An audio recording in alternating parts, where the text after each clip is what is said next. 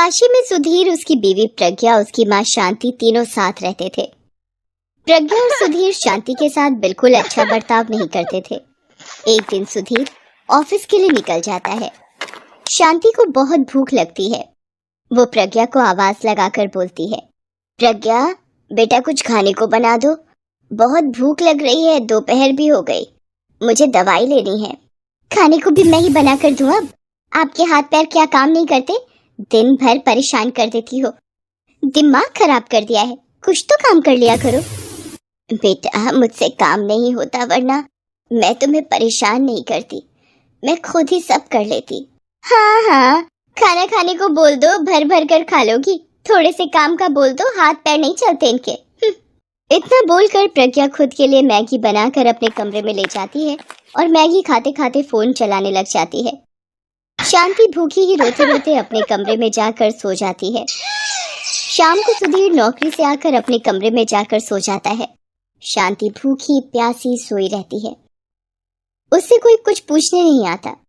दूसरे दिन शांति की तबीयत खराब हो जाती है। शांति सुधीर के पास जाती है और बोलती है, बेटा मेरी तबीयत आज कुछ ठीक नहीं है और मेरी शुगर की दवाई भी खत्म हो गई है, जरा बाजार जाकर ला दो। अरे माँ, तुम्हें पता है ना खर्चे कितने बढ़ गए हैं, मैं परेशान हो गया हूँ इन रोज रोज के खर्चों से। खैर आपकी दवाई लाकर दे दूंगा मैं, लेकिन शाम को ऑफिस से लौटते समय। और सुनो माँ, प्लीज तुम्हारे हाथ जोड़ रहा हूँ, प्रज्ञा को परेशान मत करना, वो बेचारी थक जाती है पूरे दिन घर का काम करते करते। पर बेटा मैंने कहाँ परेशान करा बहू को। चुप करो माँ, तुम्हारी नीयत और सीरत मैं अच्छे से जानता हूँ, तुम बस चुपचाप एक कोने में पड़ी रहा करो बस। सुधीर अपनी माँ को बुरा भला कहकर ऑफिस चला जाता है। शाम को घर लौटता है। प्रज्ञा टीवी पर सीरियल देखते देखते फोन चला रही थी। शांति सोफे पर चुपचाप बैठी सुधीर का रास्ता देख रही होती है। सुधीर जैसे ही अंदर आता है, शांति उसके लिए पानी लेकर आती है और बोलती है, ले बेटा पानी पी ले, थक गया होगा ना। हाँ हाँ P low Sudhir P low, तुम्हारी माँ को ही तुम्हारी फिक्र है बस, मैं तो कभी तुम्हारे बारे में सोचती ही नहीं हूँ। ऐसा नहीं है बहू, तुम टीवी देख रही थी इसलिए मैंने पानी दे दिया, आखिर मेरा बेटा है। अरे सब समझती हूँ मैं, आपकी हरकतें कितनी चालबाज हैं आप, घर में फूट पड़वाना चाहती हो। ऐसा कुछ नहीं है बहू। सुधीर बेटा तू समझा बहू को कुछ, ये क्या कुछ बोल रही है।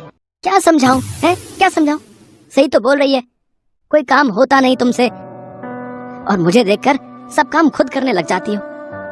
मुझे तो समझ नहीं आता कि कैसे झेलूंगा मैं तुम्हें माँ। मैं तो कहती हूँ इनको ना किसी वृद्धाश्रम में छोड़ा, जान खा रखी है इस बुढ़िया ने। हाँ सुबह ही किसी वृद्धाश्रम में ले जाता हूँ। बेटा मैं तुझे छोड़कर कहीं नहीं जाना चाहती, मुझे अपने से दूर मत कर, मैं मर जाऊंगी। तुम्हें जाना ही पड़ेगा माँ, तुम इस घर में रहने लायक नहीं हो, तुम्हें इज्जत की रोटी हजम नहीं होती माँ, और ना तुम हमें ठीक से रोटी खाने देती हो। सुधीर की बातें सुनकर शांति रोते रोते बोलती है, बेटा तू मुझे मेरे ही घर से निकालना चाहता है, ये घर मैंने मेरी मेहनत से बनाया और यादों से सजाया है, मेरी जान बसती है इस घर में, मुझे मत निकाल बेटा। तो हम इस घर को छोड़ देंगे बस, यही चाहती हो ना आप? नहीं तू ऐसा मत बोल, मैं ही चली जाऊंगी सुबह होते ही, तू यहीं रह। प्रज्ञा और सुधीर शांति की बात सुनकर खुशी खुशी अपने कमरे में सोने चले जाते हैं। शांति रात भर रोती रहती है। दूसरे दिन सुबह सुधीर शांति को उसके कमरे से बुलाता है। चल माँ चल, तुझे छोड़कर आता हूँ वृद्धाश्रम। नहीं बेटा, तू कहाँ परेशान होगा, मैं खुद ही चली जाऊंगी। शांति खुद ही शहर के वृद्धाश्रम में रहने चली जाती है। थोड़ा समय बीत जाता है। एक दिन सुधीर और प्रज्ञा लंच के लिए अपने दोस्त विजय को अपने घर बुलाते हैं। विजय सुधीर से बोलता है, अरे यार कितने सालों बाद मिले हैं अपन आज। हाँ यार बहुत टाइम हो गया, आज भाभी जी के हाथ का खाना खाने को मिलेगा। पर भाभी जी एक बात बोलूंगा, आंटी जैसी दाल मखनी कोई नहीं बना सकता, वो तो वर्ल्ड की बेस्ट शेफ हैं। क्यों है ना सुधीर? हाँ यार। वैसे यार सुधीर आंटी हैं कहाँ, दिखाई नहीं दे रही हैं? यार मैं और प्रज्ञा उनसे परेशान हो गए थे यार, परेशान कर दिया था उन्होंने दिन भर यार, खाना दवाई और कुछ नहीं। कितनी महंगी दवाइयाँ आती थी उनकी, तुझे तो पता ही है। तुझसे ही तो मंगवाता था मैं दवाइयाँ। हाँ सही बोल रहा है तू, पर जिसे तू नॉर्मल शुगर की दवाई समझकर मंगवाता था ना, वो तेरी माँ का तुझे दिया गया ऐसा कर्ज है जो तू कभी नहीं चुका सकता। मतलब क्या बोल रहा है तू? है मैं कुछ समझा नहीं यार।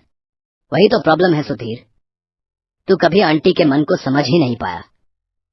उनके मन में सिर्फ तेरे लिए प्यार था, और ये तेरी जिंदगी जो है ना, ये उसी दिन खत्म हो जाती जब तू 9 साल पहले हॉस्पिटल में एडमिट हुआ था। जिस माँ ने तुझे ये बोला था ना, हॉस्पिटल में बेटा परेशान मत हो, नॉर्मल पथरी का ऑपरेशन है, उस माँ ने अपनी जान की परवाह न करते हुए तुझे एक किडनी दी थी। वो चाहती तो उस वक्त अपनी फिक्र करके तुझ जैसी औलाद को मरने देती, पर उन्होंने तुझे बचाया। और थू है तुझ पर सुधीर, थू है, क्योंकि जिस इंसान ने देवी समान अपनी बूढ़ी माँ को घर से निकाल दिया, मैं उस इंसान के घर का खाना भी नहीं खाऊंगा। छी, इतना गिरा हुआ नहीं हूं मैं। विजय उठकर वहाँ से चला जाता है। विजय की बातें सुनकर सुधीर की आंखों से आंसू बहने लगते हैं। तभी सुधीर की डोरबेल बजती है। सामने प्रज्ञा की माँ विमला रोते रोते प्रज्ञा के गले लगती है और बोलती है, बेटा, तेरे भाई भाभी ने मुझे घर से निकाल दिया।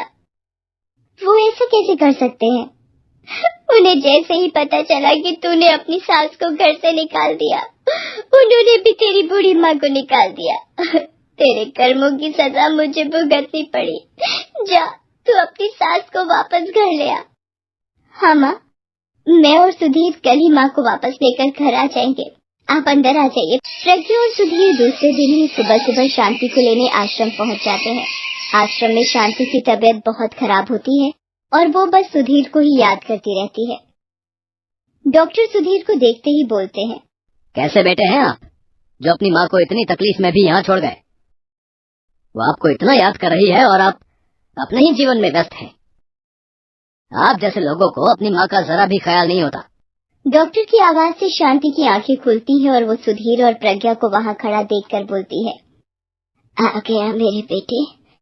डॉक्टर साहब, मेरा बेटा सबसे अच्छा है, और बहू भी। आप उन्हें ऐसे मत डांटिए, उनकी कोई गलती नहीं है। वो तो मैं ही बार बार बीमार पड़ती रहती हूँ। देखा, कितनी अच्छी माँ है, तुम्हारी गलतियों को भी अपनी गलती बता रही है। तुम धन्य हो जो तुम्हारे पास माँ है। इस दुनिया में ऐसे भी लोग हैं जिनके पास माँ का साया तक नहीं होता। डॉक्टर की बातें सुनकर सुधीर शांति को रोते रोते गले लगाता है और बोलता है, माँ मुझे माफ कर दे माँ, मैं तेरे कर्जों को कैसे उतारूं माँ, मैंने तुझसे बहुत बुरा बर्ताव किया माँ। हाँ माँ जी, मैंने भी बहुत बुरी तरह से आपको परेशान किया, मुझे माफ कर दीजिए। अरे मेरे बच्चों, माँ कभी अपने बच्चों से नाराज होती है? मैं तो बस हमेशा तुम्हें खुश देखना चाहती हूँ और तुम्हारे पास रहना चाहती हूँ। सुधीर और प्रज्ञा शांति को वापस अपने घर ले जाते हैं और उसका बहुत ध्यान रखते हैं और उससे बहुत प्यार से बर्ताव करते हैं। तीनों साथ में बहुत खुश रहते हैं। सुधीर और प्रज्ञा रोज सुबह शांति को योग करवाते हैं, टाइम से उसको खाना खिलाते हैं, उसके साथ बैठकर पुराने समय की बातें करते हैं, टीवी देखते लॉन्ग ड्राइव पर घूमने जाते हैं और उसकी हर चीज का बहुत ध्यान रखते हैं। संपन्न कर देता है। हेलो दोस्तों, कैसे हैं आप सब? हमारी कहानियाँ देखने के लिए हमारे चैनल को सब्सक्राइब कीजिए और हाँ, बेल आइकॉन पर क्लिक करना मत भूलिएगा।